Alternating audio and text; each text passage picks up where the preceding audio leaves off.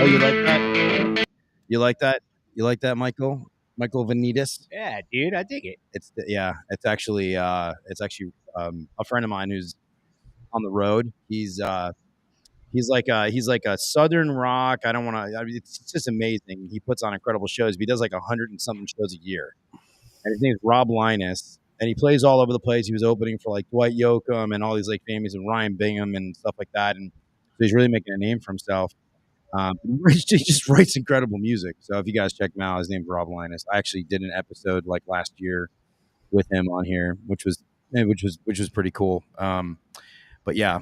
So welcome to So I Was in This House podcast. I am your gracious and humble host. My name is Everett, and I'm joined here in the great city of Dallas, Texas, with Your new co-host.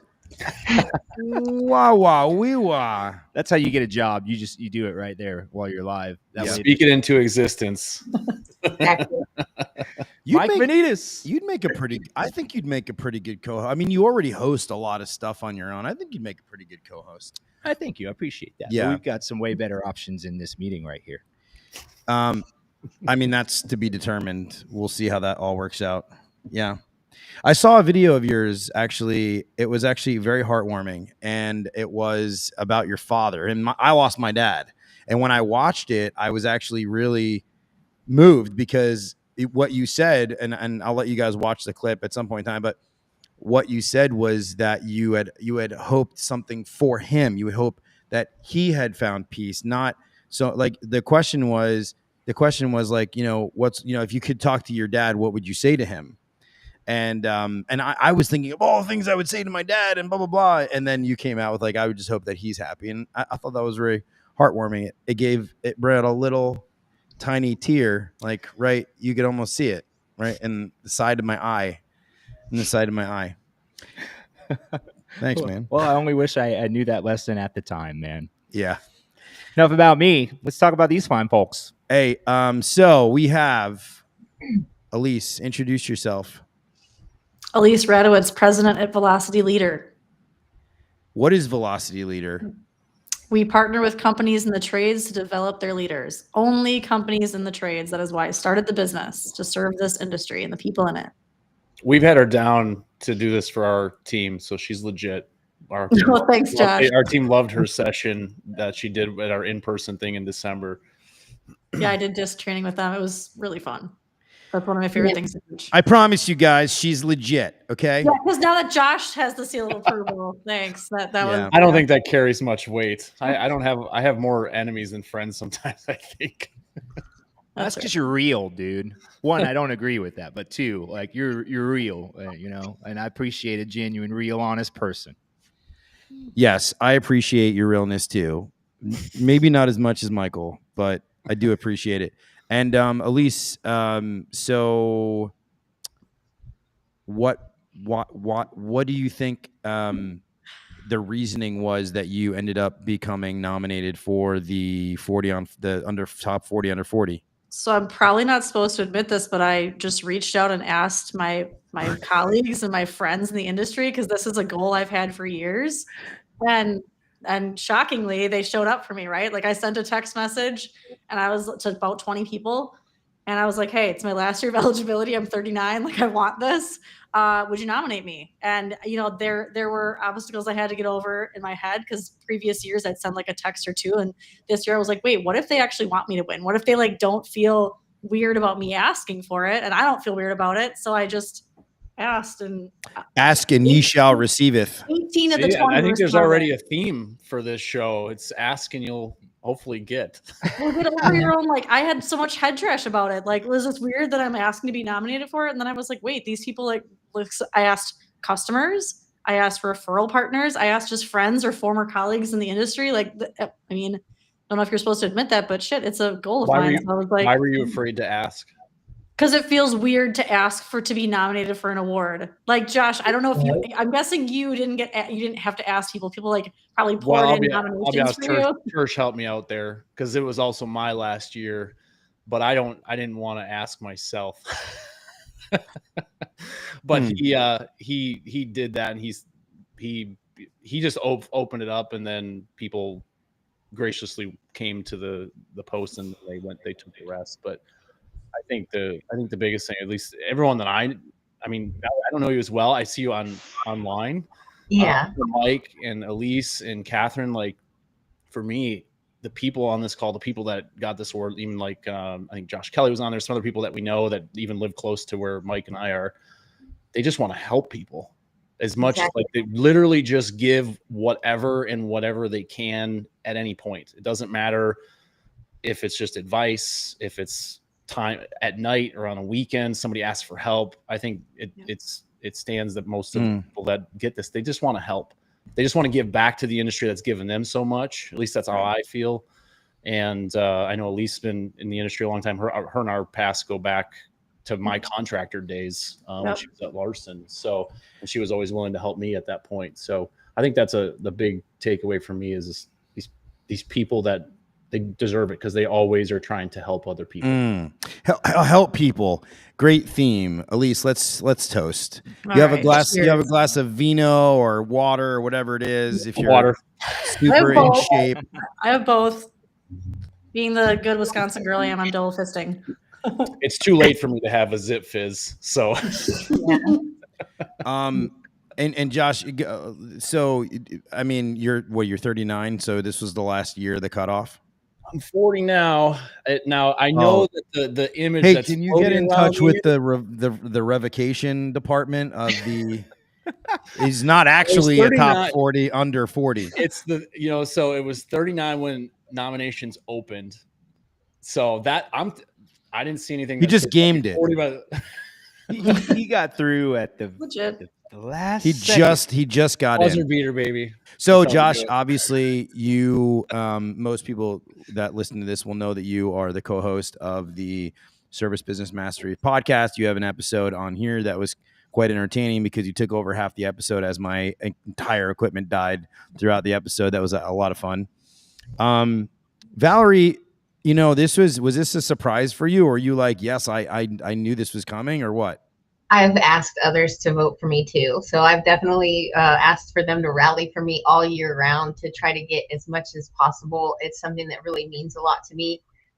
Speaking of dads, today's my dad's birthday, and I actually mentioned him in my article for 40 Under 40. He was like my inspiration. He was a salesman. So the way that I live and try to serve for other people is to take care of others like my dad took care of me, and like their family is my own. So I always put others like they're my family. So it was a surprise to me, because I do have that imposter syndrome of, people don't really know who I am that often, like you said, I was gun shy, coming on, but I definitely, I'm learning to get past that. My sister helps me get past that as well.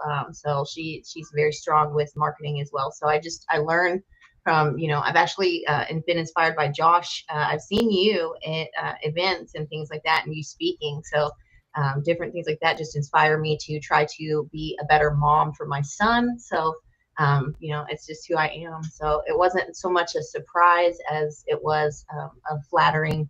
It was amazing. It was life-changing for me. So I'm definitely excited to get this award. Valerie, let me ask you a question. So, since this is the first time on here, can you just tell everybody like what you do, what role you play? Yeah. So I wear a lot of hats. As one of my previous employers have told me, I get bored really easily. If I see things that need to be fixed, I will go after it, and I will, the nail that speaks out gets hammered down. I will make sure to hammer those nails down and get those things taken care of, but I will speak out on those things. So it's not easy, but what I do is I strive to learn as much as I can about the systems that we're using and the way that companies need to operate so that they can strategically perform better. And I help bring that to the clients that I work with now with Titan Advising Gurus.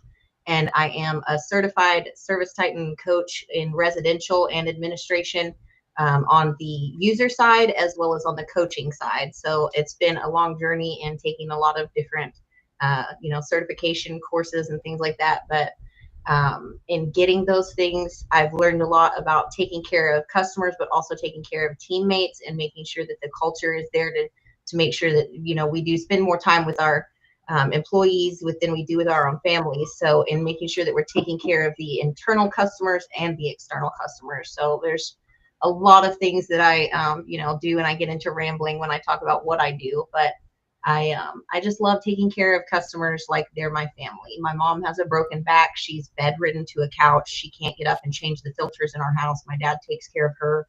They're not going out to celebrate his birthday tonight. He came over and got some beef stew. So that's all we can do really. But it's just, we're a humble, happy family to try to take care of others. And that's what I try to do in serving clients and making sure that we provide a good ROI in everything that we do as well. So whether it be with the customer, they need a good ROI when they're replacing their systems. They're not just going to do those things they're not just calling in for no reason, but also, a good ROI in everything with the business. So here's what I do in a nutshell. Very good. And Michael Vanitas, my fellow native Jerseyan. Yeah. Why did you get nominated for this? And what do you do and who are you? Well, I'm Mike Vanitas. I run a reputable digital marketing agency called Rhino Strategic Solutions. 13 years we've been doing this, man. Did it all. I've done just about every position. Did we enter the trades at the same 2013? No, 2012. Yeah, 13. Yeah. Well, no. Well, 2012 was the 2012. No, it is 2012 because the shooting happened in 2012, and I was like a contractor. I would listen to calls for like 6 months, and before I actually got employment. So it is about the same time, man. Sorry to interrupt. Hey, and Valerie, happy birthday to your dad. Thank you. All right, and I'll make sure to let him know. Service Titan's a beast. I feel like to have a Service Titan expert is such an underrated thing. It is such a powerful tool, and when you have a coach and somebody that can guide you through that, it's such a powerful problem that you can solve. And I don't think people truly really realize the difference that can make in your business just by solving a number of those issues. It really is life-changing to be empowered by knowing Service Titan and being able to help other people implement it within their businesses. Well, we have a couple employees that I encourage to go get some of the different certifications that they have. And it's obviously there's a number of them and it's a beast. So it speaks for itself, and like you guys, so I actually tried to get this award twice and failed both times, and it was actually a joke. So for me, we were on Facebook and I can't remember who had posted something. And I made a comment, a joking comment that I was going to try again and fail again or something like that. And it was just crazy. I got an overwhelming response of people that just messaged me and said, I will totally nominate you if you want me to. And here we are. I feel super blessed, you know? So it's about who you know, like it's not just what you know and what you do. It's about who you know too. I feel like it. Yeah. Networking. Guys, I missed the boat on the under 40 thing. I was in the industry. I just, I didn't even know it was an award until a few years ago. So, which was pretty cool. I only knew it because Tersh won it a few years ago. Yeah. That's probably what flagged it. But guys, I have a serious question here, and it's like, kind of maybe sort of philosophical in a way, but like, what does the award mean to you? Like, what is it actually, like, at the end of the day? What is it? What does it do for you? What does it mean to you? Yeah. Elise, you want to start? For me, it means I'm impacting others, which is my goal in everything I do. It shouldn't be it feels a little self-serving, but when I think about it, and I that's why I wanted it. I wanted it for the press. I'm not going to lie. Like, I mean, so when I worked on the distribution side, I got that magazine every single week, and the 40 under 40, that was a thing for me. Like, I wanted to be in there. And it wasn't until recently that I was like, I had more fun this year nominating other people than myself. Like, to the point where it was the day before. I went back in my text messages this afternoon, and I was like, when did I send those? Some of my friends, I sent them the day before. Like, hey, by the way, deadline's tomorrow, or it was a week out. Like, I got really energized by referring other people. And to me, it's for me going out on my own, being in year 2 of my own business. This was huge to just like be the icing on the cake, to be like, F yeah, I did it. Like, I am impacting people. This is what I was trying to do. And I had people that, did anyone share? I have a question for all of you. Did anyone share with you what they wrote about you? I saw a couple comments, but not like all of them. I had people send me screenshots or the actual PDF of the nominations. Dude, when imposter syndrome gets to me now, I'm going to be like, I'm going to go right and pull those out. Like, it was really interesting to see how people viewed me. Not that I need the external validation, because I know what I'm doing. Like, I have customers coming to my leadership classes. I have them sending their managers, if it's an owner, like it's clearly working. But to have that in writing, because you don't know what people think. You don't know the impact you have on other people's lives sometimes, right? Like, it was really cool to see. I mean, I had customers writing things about me, and I had, of course, my friends, which, okay, sure, you're a little biased because you know me, but it was really cool to, I felt like I was reading my eulogy before I died. It was kind of wild that way, where I was like, wow, really? Oh my God, you guys think, like, I don't know. Sometimes you just think I'm just like out here doing my thing. I don't feel like I'm like this huge disruptor of the industry, but I am trying to be different. So there's that.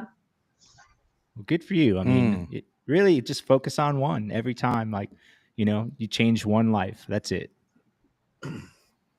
Yep. Do you want us to go around the horn? Or yeah, I was like, no, come on, guys. We're all we can sophisticated people here. Quiet if you'd like. We can go like this. Gosh, are you kidding me? Josh, you're a professional. Let's go, dude. What, do I have to handhold you? If anyone's listened to you? If anyone's listened to us, it's not professional at all. We literally interrupt each other all the time. So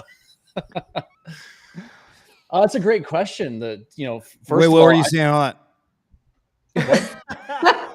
I don't even understand what you just said. I'm glad I didn't hear it. He interrupted you. It's fine. Yeah, That's my favorite thing about your podcast is Tersh, the band. is that you? You and Tersh. It's so real. I love it.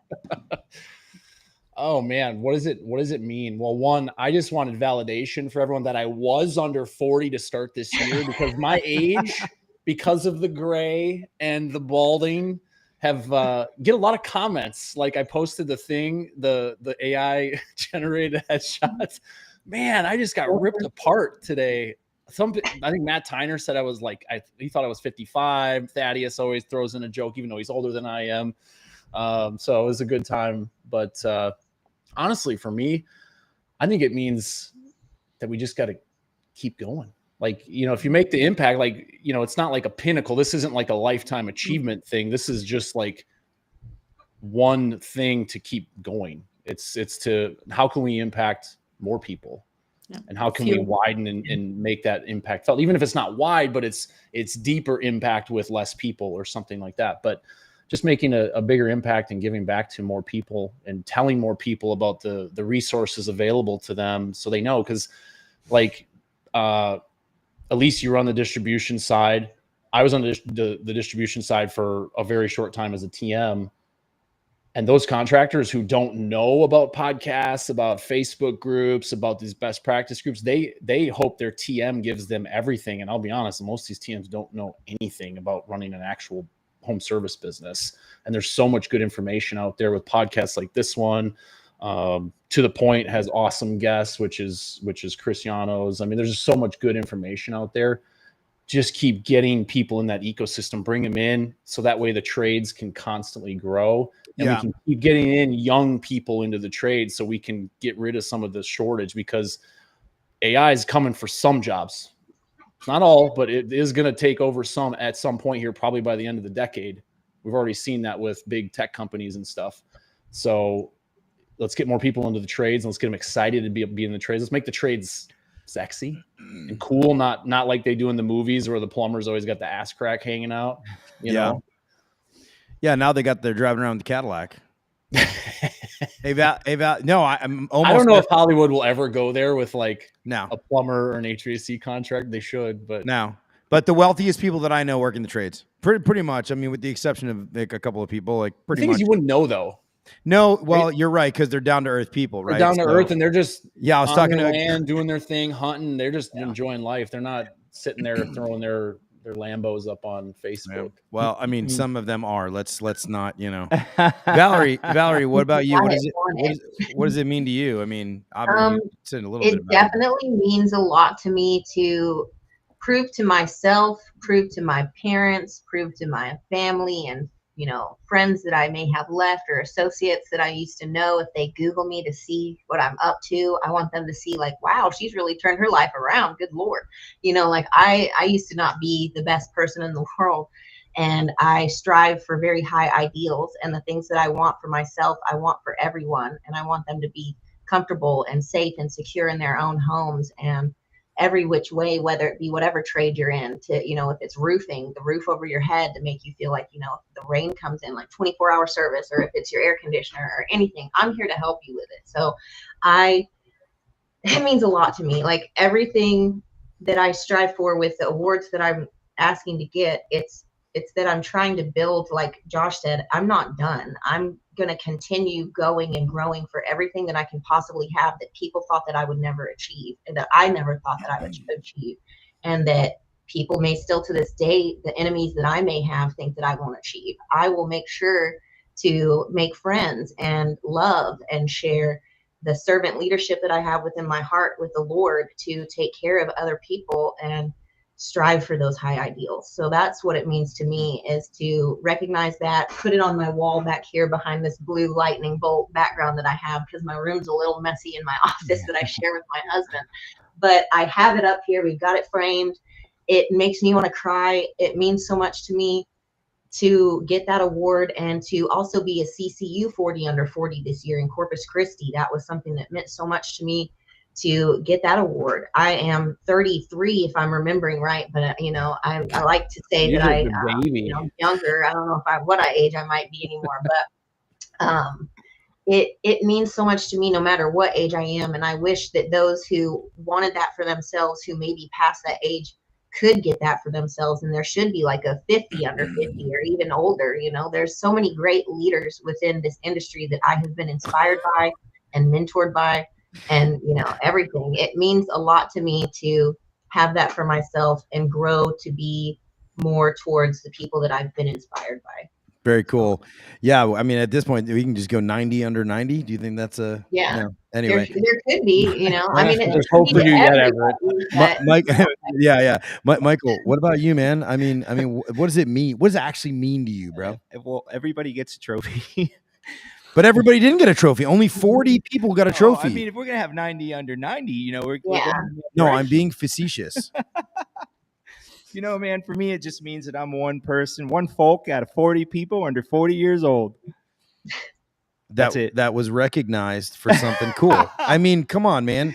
There's a bit that you can be humble, right? But you can be, you know, like sometimes it's like, you know, these people like, it's all about the team, you know, it's like, yes, it is all about the team, and it's about your personal effort you put towards in that team. That's fair, man. I mean, look, it's one of these things where, you know, I always tell people it's about the journey, right? Not the goal. You know, for me, it was like something that like you try, you miss. And then when you keep going and you land it, it's just a testimony, you know, like it tells you don't give up, like fine tune, learn. You know, I didn't know as many people like 2 years ago. I hadn't impacted as many people. But at the end of the day, I think like for me, it just kind of fills my heart because I know I at least helped somebody, you know, and if I made a difference for somebody or, you know, or enough people to make a suggestion at all, like for me to be in that caliber, like it's a rewarding feeling. But I really want to say, man, I wish Catherine Howard was here, you know, because I was listening to what Josh was saying about, you know, the kids and making the trades cool again and stuff like that. And I do think wow, all you have to do that's is say her name hilarious. 3 times. You got to be kidding me. You said, I wish Catherine was here. And are you in an airport? Mike knew he. I think my lighting is bad in here. I'm like in one of those phone booths in the airport.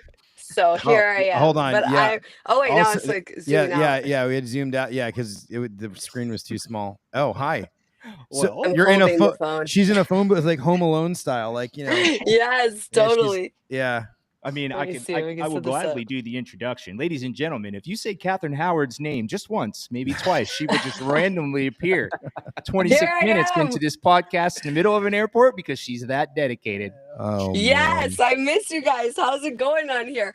I'm like, I'm missing 20 minutes of the party, man. That's all good. You just brought the life minutes. And you brought the energy. And, you know, what I was just going to say is, you know, Catherine and I share like a passion about the younger kids and bringing them into the trades, you know, schools, all of these things. And, you know, Josh, when you talk about what you were saying there, you know, Catherine, he was explaining like, you know, Hollywood makes it look like it's just not cool, you know, like it's not cool to be in home services. And, you know, Everett's over here talking about like the majority of like the wealthy people he knows being in this industry.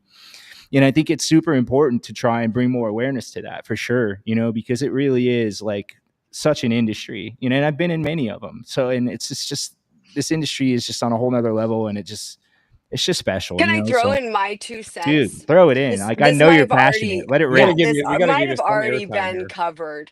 However, I think that we're experiencing a shift. I think that the trades, being a plumber, being an HVAC technician, being an electrician, previously was not viewed as an honorable career, and that's the word I use: honorable. It's not sexy. You don't get wealthy, and in fact, it wasn't just that you don't make a lot of money.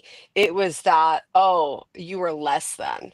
Like you went into the trades because you weren't smart enough to go to college, or you became a plumber because you weren't, you know, I don't know, organized enough to do something else. And it was kind of like, it wasn't honorable. Like someone who ended up as an HVAC technician or a plumber or an electrician or a roofer or in construction, whatever it is, it was because they didn't make it anywhere else. It was, you know, like they went there by default. And that's kind of how I believe society has valued our jobs, and why we run into the questioning on our prices so often these days is because it was viewed as a dishonorable career for just like lowly people who were less than to do. And I think finally we're coming out of all this push into tech, all this push into all these different things, where we've seen, you know, our friends in the 90s and 2000s who went into international business, who went into tech, who went into all these different things, are now coming out, and 20 years later, we have strong careers in the trades. And the plumbers are continuing to make money, and everyone's continuing to pay us, and we're being able to raise our prices and increase the sophistication of our business models, so we have an accurate price analysis to do business and to grow and to create valuable, honorable careers that can support people, right? And so I think that we're experiencing a shift right now. How much of that, Catherine, do you think though is like society wants you to believe something, right? Because I can send you off to schools and, you know, generate all these loans. And how much of that do you think is like, you know, society and control and, you know, some of these political agendas? You know, what are your thoughts on Is that? society and our social norms. Think about our parents, growing up in the 60s and the 70s, and they were out there working hard and putting in their hours. And they had, in our society, we have this like keep up with the Joneses mentality, right? You always wanted to get better. You always wanted to earn more. You always wanted to be better than your neighbor. You're comparing yourself to everybody. You want to go to the best college. You want to be able to afford the best, all of these things, right? And so society pushed us that, like, how do you become elite? You go to the best school. You pay the most money. The happiness is better in bigger houses, right? Like, I don't know, like there's a song that says like you don't find happiness in bigger houses, right? Like that's not how it works, but our society has pushed that for so long. I still, to this day, even though I'm a very public advocate for raising prices and being priced fairly for your market and all these different kind of things to pay high wages and increase the value of blue collar jobs and all that, I run into people who are very well educated, who I believe are good people, who I respect. And when I say that a plumber should make as much as a doctor, they come back with some stupid shit like, well, a doctor goes to school for 9 years. Yeah, and it takes 10 really to be a funny? master plumber. 10 fucking years of education. Why should doctors make more than us? And what's more important to you? Hot water or getting fucking some stupid fucking pill for your depression? I don't know. I'm sorry. That's a bad example. Well, you know what's But, funny though, Catherine, is like, come doctors on are going to now. get replaced. They're going to be using AI for all man. the different things that they have to do more than we are in the field, or not. I'm not Yeah, we. people will the stop actual using plumbers. Western medicine before they stop using hot water.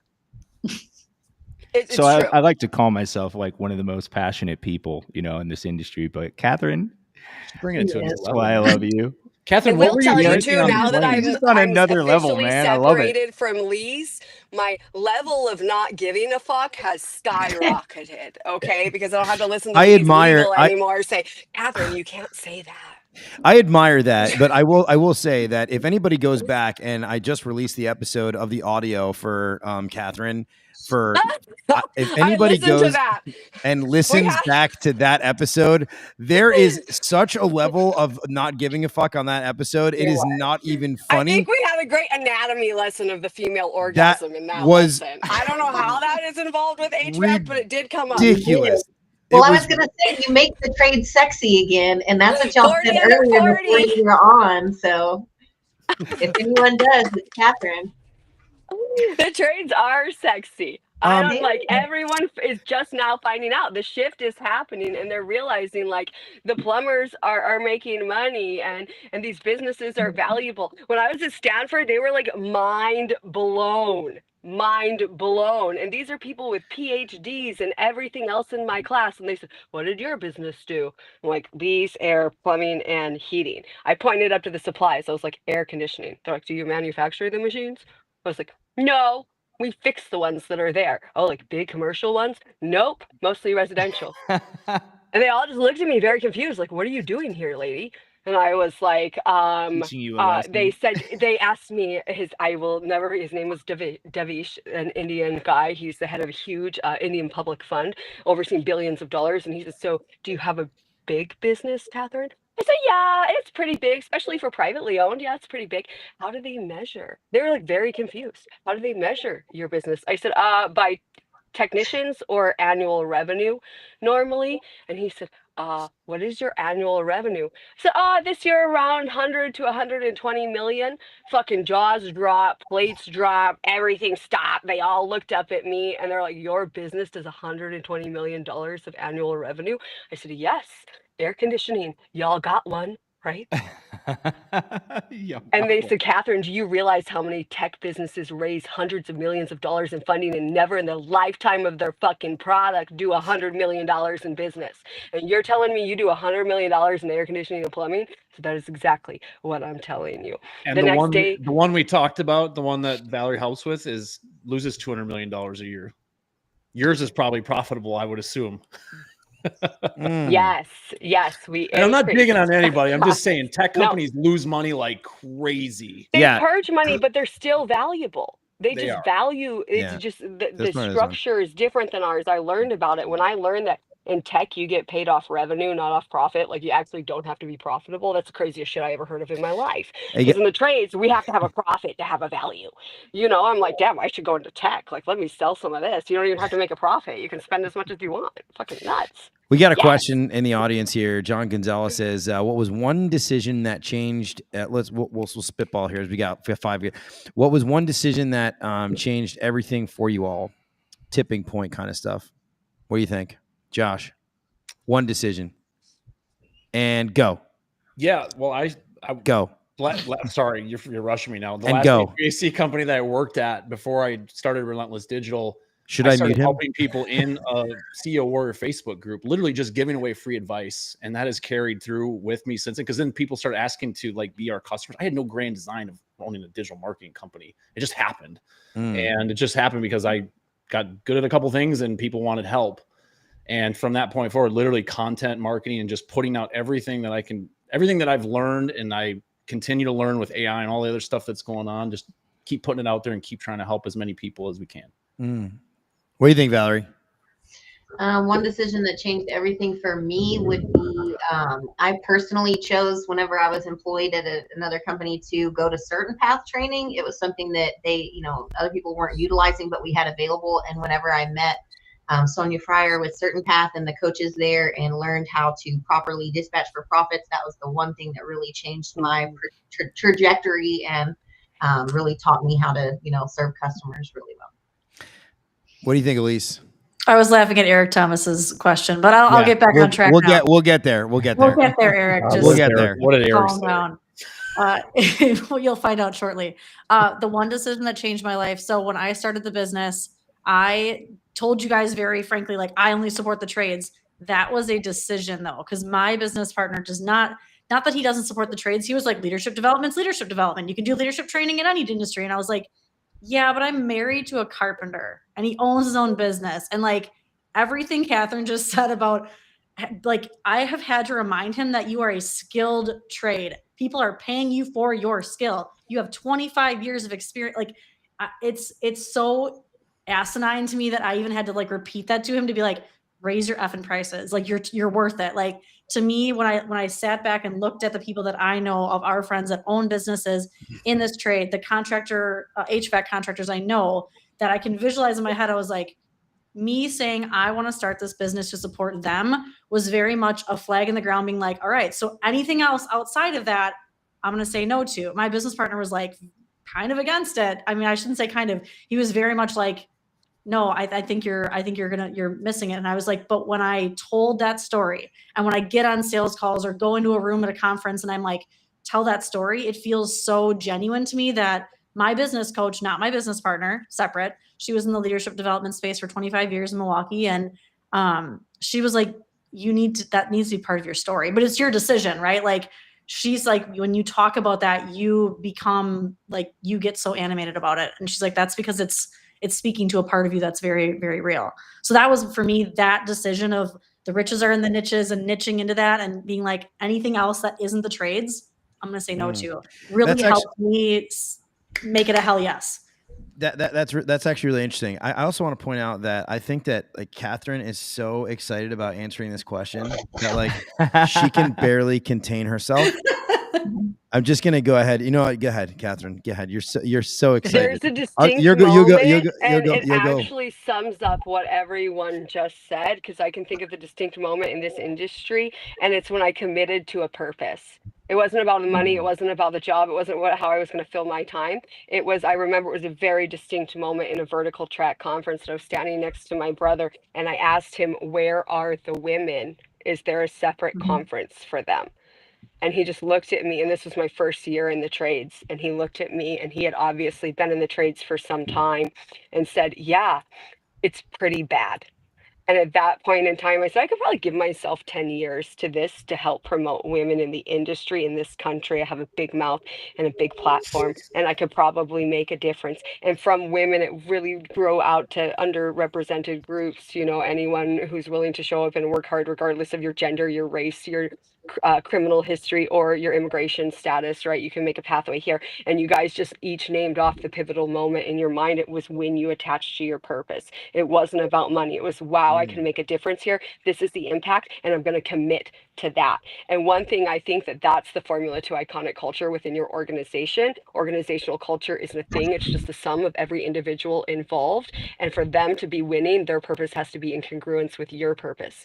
Yep. So you have to find, if they can identify their purpose within your organization, and that purpose is in congruence with your purpose, and you can measure and quantify, if they understand the outcomes that define success for your organization and which components of those outcomes they are responsible for, and they are working towards that purpose the same way that you're working towards them, you recognize and reward them when they meet those things, then they'll have a purpose-driven career as well within your organization, and everyone can win together.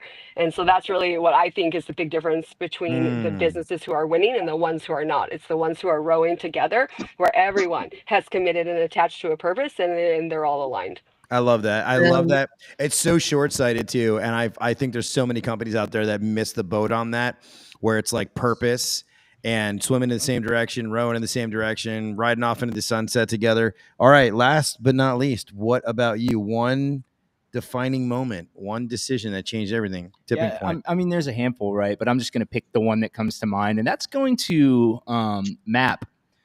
For your listeners, like, I would suggest, like, go out and get coaching from somebody, like go put yourself in an environment that makes you uncomfortable and challenges, the norm, causes you to think outside the box. See, for me, it was something so simple. Like at MAP, there was a lot of things we learned, and I learned about it because I heard Ken Goodrich talk about it on a To The Point podcast. But, when I went through this program, it's really hard, man, because they let all of your employees, and even some of your clients, like, basically any acquaintance that'll do an assessment on you gets to confidentially supply how they feel about working with you anonymously.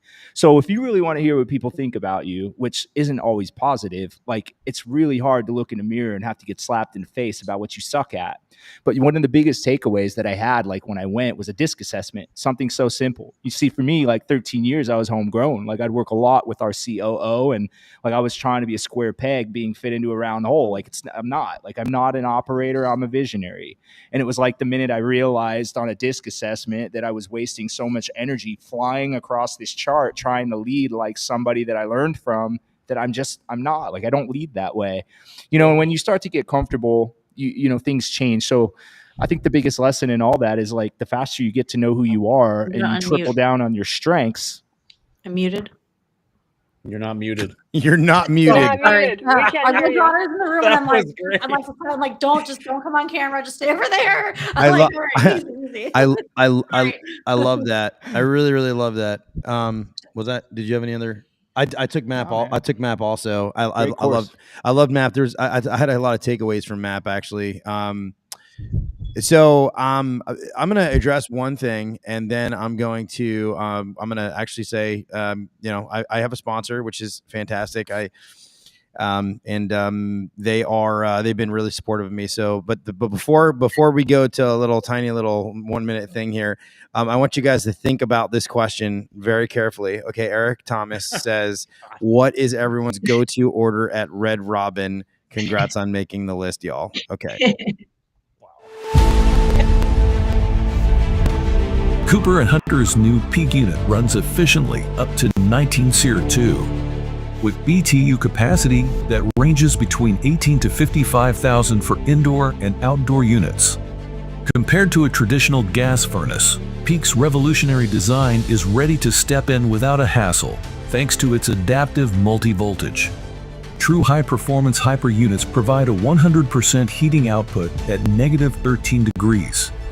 Looking inside the unit, the new M-Coil is highly efficient and provides a better airflow that reflects in a higher static pressure.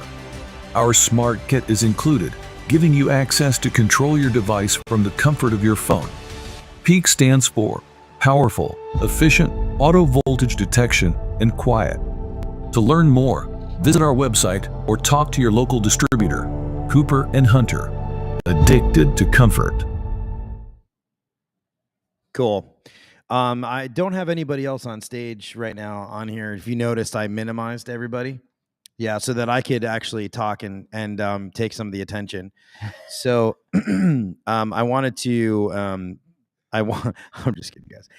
I wanted to bring up a point here that some people, listening to may not know, but all of you have, been very gracious about getting nominated for the top 40 under 40, and I'm really happy for you guys. I just want to make note of this, and I did say this earlier, but there's only one thing that like surrounds all of you guys. There's only one, literally, aside from being in the same industry, there's only one, and that's the fact that it's me, baby, me. It's me. Okay, me.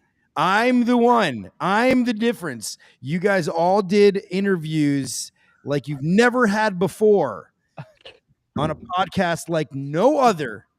And here you sat and you answered the tough questions. I think I'm going to shift some people around here. Let's put you there. I'll put you there. I like that. Yeah. So, and no, here, Catherine. Okay.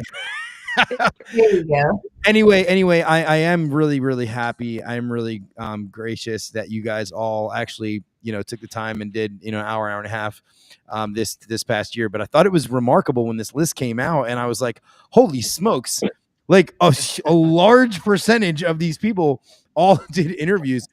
And so I didn't make the under 40 list because I didn't even know it was like a thing at 39 years old. So, but what I will say is this, and guys, I want to thank you, by the way, all of you guys, seriously, all of you guys, including anybody that listens to this. But yeah, I was selected for Service World Expo, which was amazing. And Josh is going to be there. And, that was remarkable. By the way, I did not know they only chose 4 podcasts.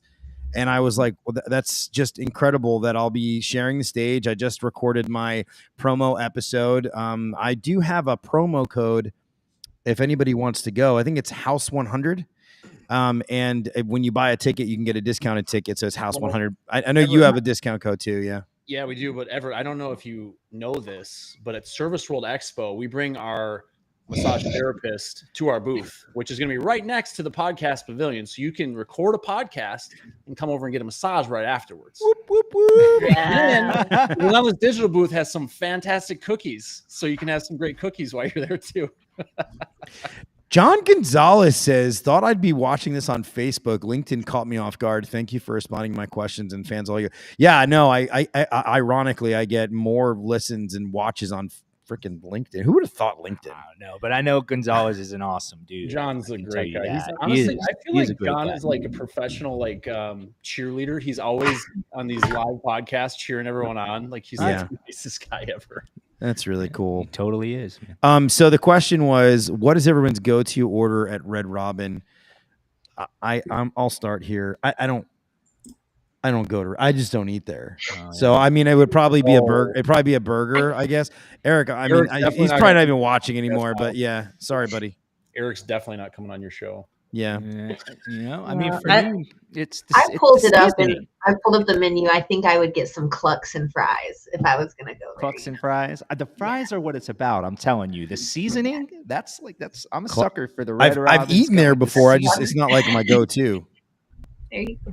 Hangover burger. Hangover. Is that like a name of a burger there? Yeah. So it's like bacon, an egg. Beef. It's just got. I'll do that one. It's a good mix. I'll do that one. I've never eaten at Red Robin. I haven't. Sorry, Eric. We can't be friends. Yeah. Very, very cool. So let's go around. I really want to hear some of you. Like, okay, so is there like for AHR? Like, is there some kind of ceremony or something like? Or like win an award, like you got to go to the AHR Expo next year, and they give you like a medal or a plaque or something, or how does it work? I don't think you can pay for a plaque. Well, so I don't. So it's ACHR News, so it's a different. It's not. Yeah, I know. I don't know if they all like collaborate or whatever. I don't know how that all works, but I think we order a plaque. Who cares? Yeah, I'm good with bragging rights. You know what? Who knows? Who cares? I think that we can be grateful to all of these news organizations and Service World Expo and all of everything, including you, Everett. I think we should take a moment to say if we've all been on this podcast and you've had so many podcasts and you're doing your part to get out there in the trades and expose people who are doing good, real people like myself and Valerie. And bad. But yeah, all doing good and bad. Right. I mean, you're not here to judge, just inform, I'm right? And I'm entertain. Switzerland.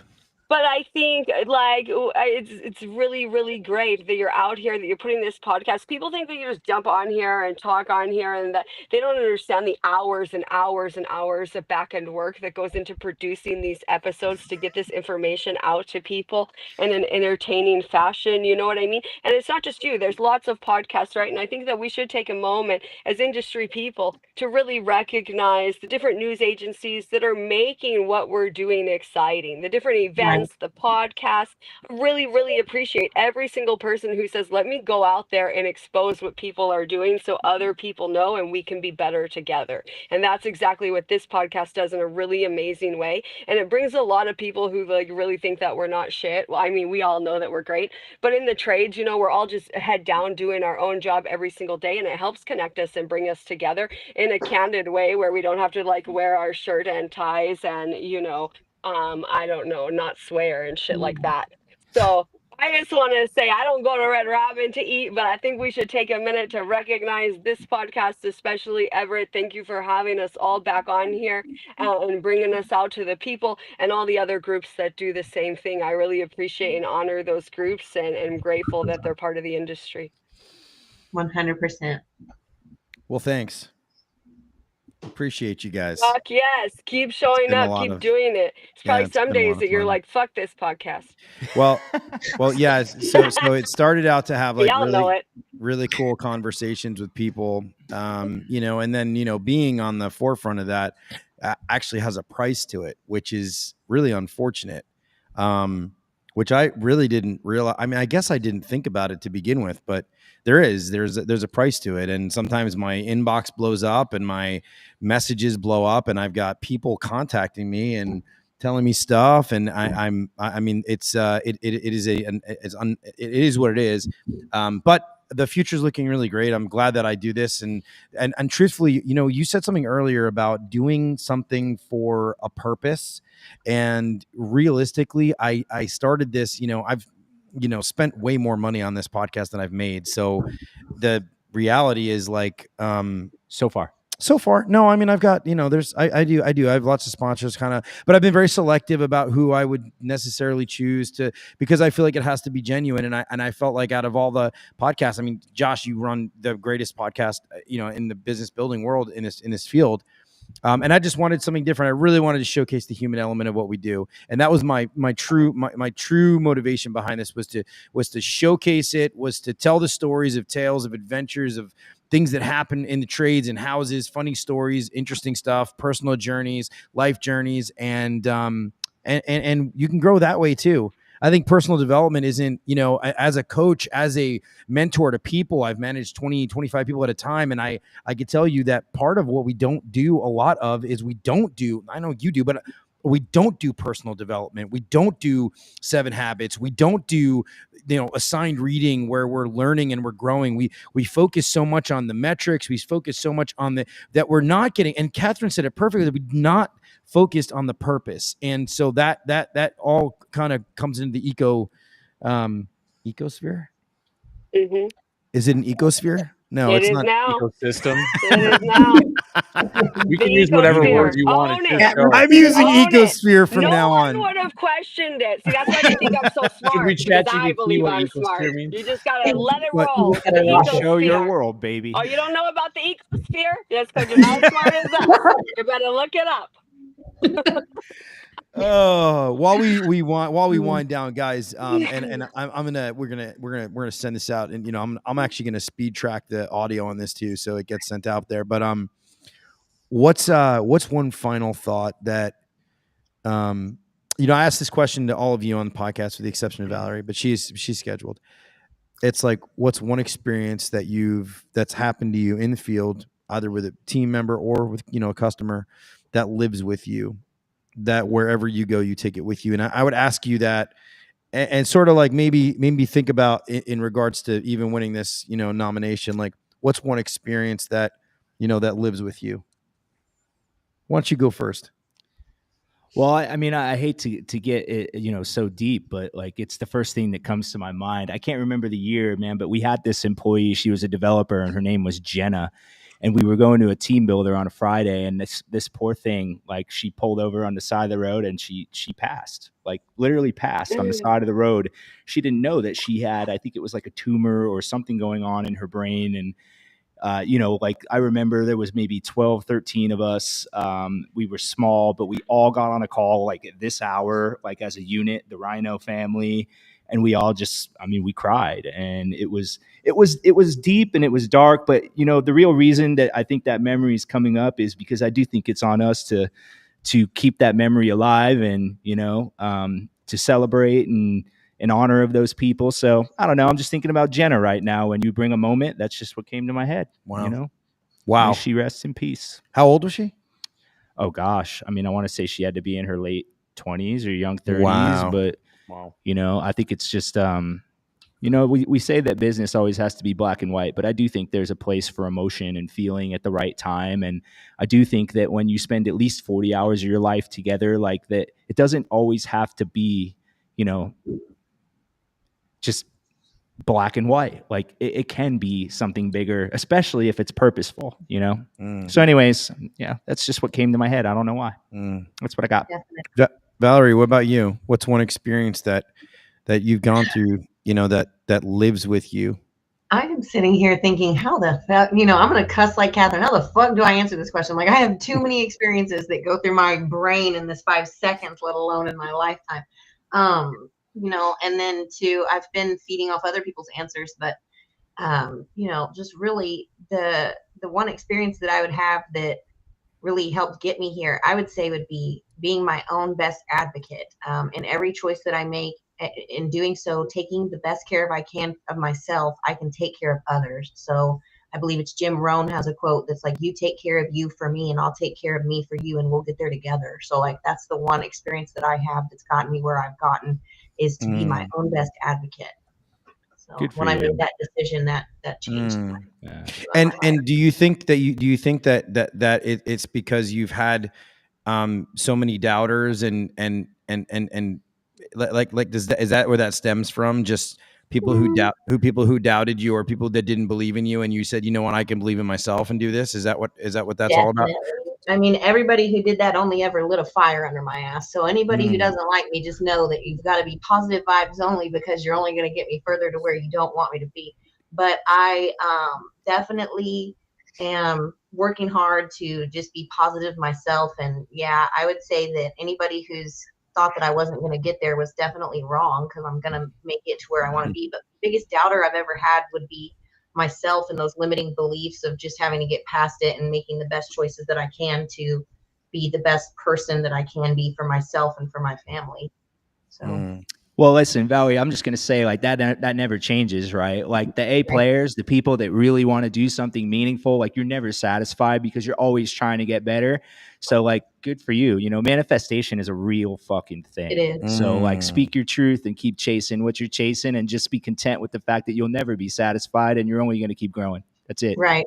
Exactly. Josh, what's one experience? I don't know if I have one, but overall, kind of piggybacks off of what Valerie was saying. Does he have to be difficult? Does he have to be difficult? Just He's a style. That's how they are. Well, like we moved to Arizona 3 years ago. My wife and I were not super healthy when we lived in Wisconsin. This was after we started the company, but starting that journey of taking care of ourselves, taking care of our health, what we eat, working out consistently, changing our calendars around to make sure that we prioritize those things. It's crazy. Like, we've had team members lose tons of weight. We've people like send me messages all the time about their journey, and we've been doing some 72-hour fast together and stuff. Like, it's really helped build community, and it's helping people in the trades get healthy again. Like, it was really cool. Like, this is a political thing, and regardless of where you fall, seeing the Secretary of Defense and the RFK Jr. doing the pull-up and push-up contest to promote health in the country was fucking awesome yesterday. Like that was doing really pull-ups is not lead political. by example. Like RFK is like 70 years old, and he's trying to do this under 5 minutes when these Marines are doing it at around the. It's just cool to see. Like, but leading by example, I think, is something, and I see that in Mike and Elise and Catherine. Valerie, I don't know you that well, but I see you guys lead by example and people follow your lead. You don't have to tell them what to do. You don't have to try to force them to do it. You just do it yourself, and then they fall in line and they fall behind. And it just, we create positive ripples in the world. And I think that's a big thing. I got to ask a question. Can you do a pull-up? Yeah, I can do many. I can do a few pull-ups. I'm just making sure. You got a little salty there, dude. Everett, make sure. Now, Everett, I want to see a video. I posted mine. I can do pull-ups. Here's the deal. I can bench about 280. The problem is I'm really like I have like a lot of muscle mass on me, so I'm like a pretty big. I literally have big bones. It's like crazy. I'm like Eric Cartman. Like my doctor literally goes, dude, your jaw. I had a jaw surgery. He's like, your jaw. Look at a regular jaw and look at your jaw. It was 2 times the size of a regular jaw. I don't know, man. My bones, my actual jaw. Have you ever gotten a bone density scan? Yeah, it's all crazy, man. It takes me forever to heal up. It's nuts, dude. Elise, what is Elise, what is one experience that lives with you? Come on. We have one. Don't be like Josh. Don't think. No, I am going to be like Josh, because it's not just one. I've actually had. So here's the thing. I've had this experience repeated now multiple times that just confirms that if you're not aligned with somebody, and I don't care if it's your customer, if it's a referral partner, industry partner, like, to me, if we're in business and we have different outcomes, like there are some people in this industry that live, eat to live. And it's like very much like ROI focused. And we all like, people buy from people who like, you have to like me first. Like, and by the way, you can like me, but I also get a choice in this too, right? Like, I need to partner with people.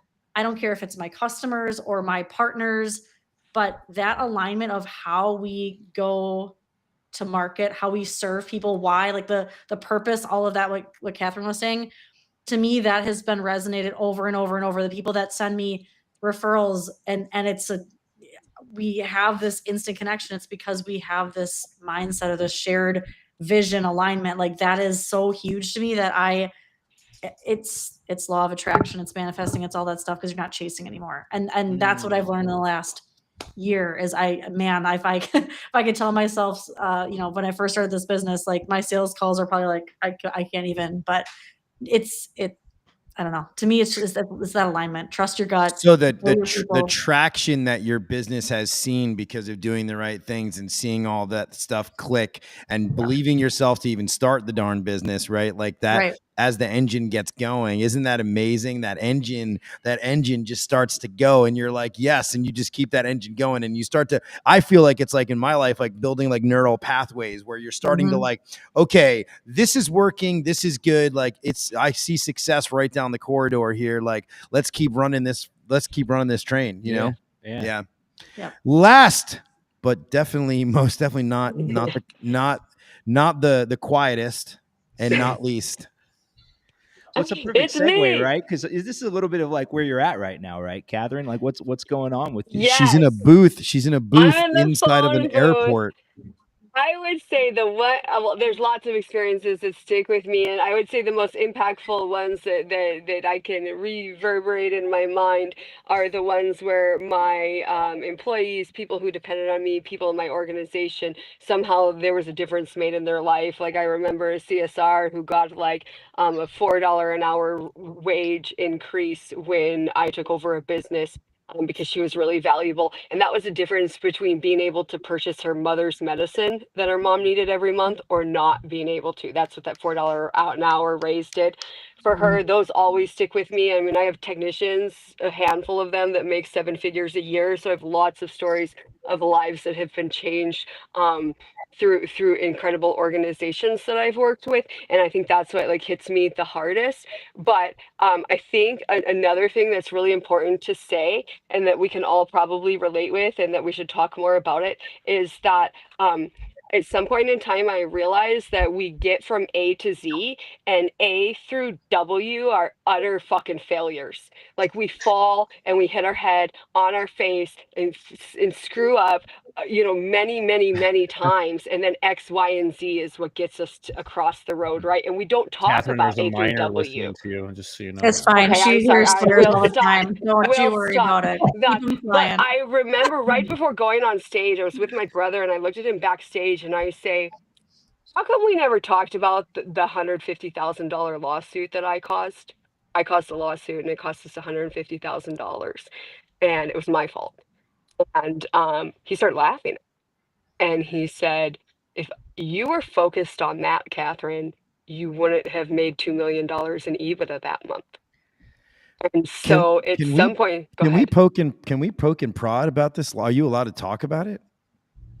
Yeah, because I won't say when it was, where it was, who it was, any of that.